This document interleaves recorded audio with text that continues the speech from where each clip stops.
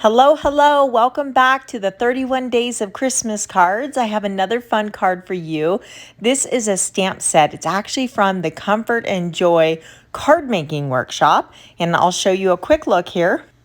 Here's the stamp set, and then you get all of this. There's cardstock, pattern paper, envelopes and card bases, red liquid pearls, the coordinating thin cuts, and you get to make these 4 card designs. They give you the directions for those, and you make several of each design.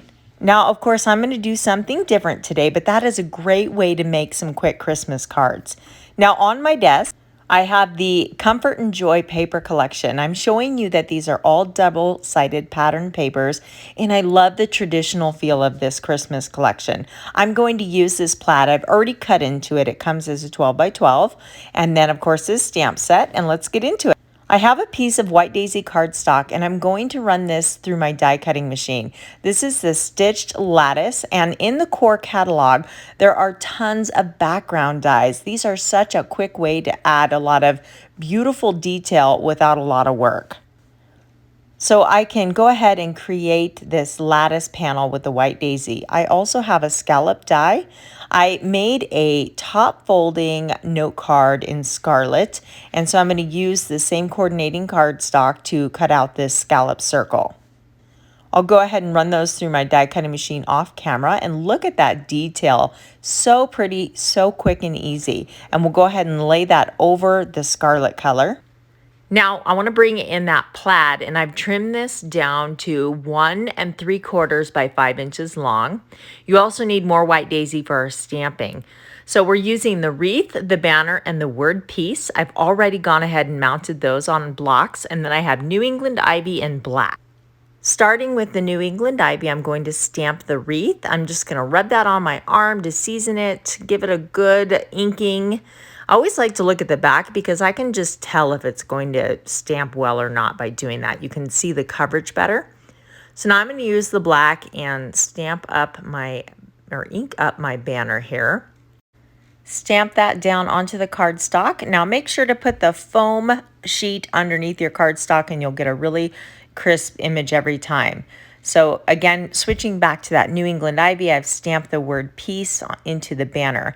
And these do come with the coordinating dies, so I'm going to go ahead and use those to cut these out really quick. And through the magic of film, voila, we have our pieces. And now we can start putting our card together. I do want to layer this over a piece of black cardstock, so I'm just going to dovetail the end first, cutting out from the middle and then from each corner. Usually works out perfectly every time. I just eyeball it. And then we can layer this using a little tape runner onto our strip of black cardstock. The black measures 2 by 5 1/4, and then we just follow that same dovetail and we repeat that onto the black cardstock, and it just gives us this nice black border to separate or help this piece stand out. Having a nice sharp pair of scissors like these micro tip scissors makes this a really simple process. So now we're ready to glue down our stitched lattice background panel here.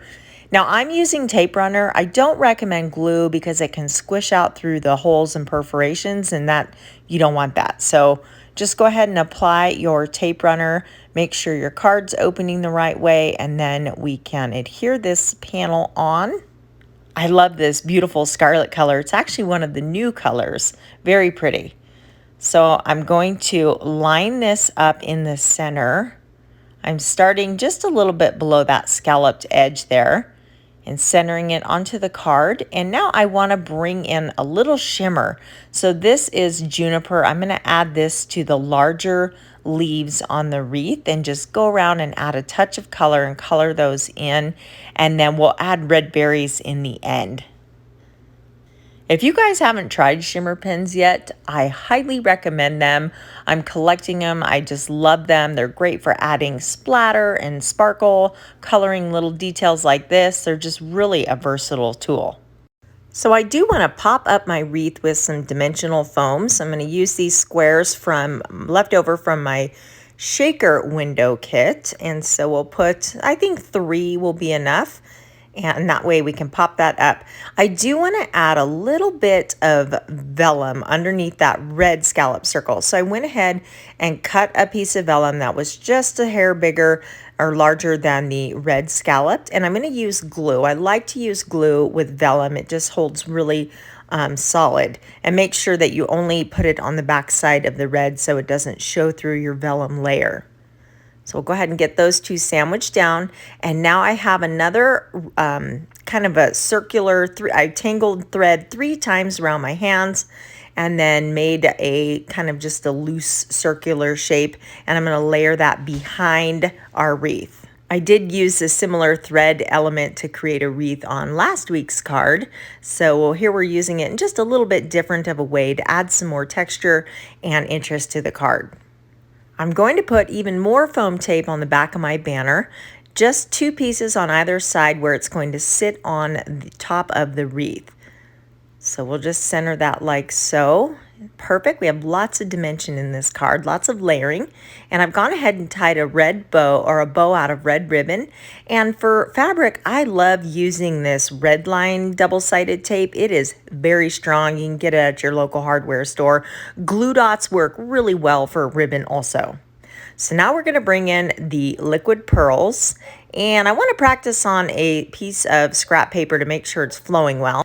This is perfect for making little berries and just little embellishments on your projects. I love the liquid pearls. Very fun. It does take a little bit to dry, so that's why I'm doing this as the very last step after I've already finished decorating my card. I'm just going around. There are little spots for berries on the wreath, and so I'm following that as my guide and then adding more where I think it needs it. So I used dark cardstock, and I definitely want to add a piece of white daisy to the inside, and I'm going to stamp another sentiment. This is from a retired stamp set. I'm using that same New England ivy, and then we'll just stamp this on the top third center portion of the card. It says, "Wishing you a season of faith, hope, and love." I'm not always good about decorating the inside of my cards. It's like you put all this time and effort into the front. The inside should reflect the same, but I think it often gets overlooked. Do you guys dress up the inside of your card panels, or do you just leave them blank? I'm really curious. Let me know in the comments below. So here's the close-up of our finished card. Now I'm going to show you a stepped down version. This one I left off several of the layers. There's no black around the plaid. I left off the vellum, the red ribbon, and the silver embellishing thread. If you're mass producing Christmas cards, this might be a simpler option. So I just wanted to show you it looks great either way. Be sure to tune in tomorrow to see what Lisa has for you. I know it's going to be amazing. It always is. If you enjoyed this video, give me a thumbs up and I'll catch you in the next one.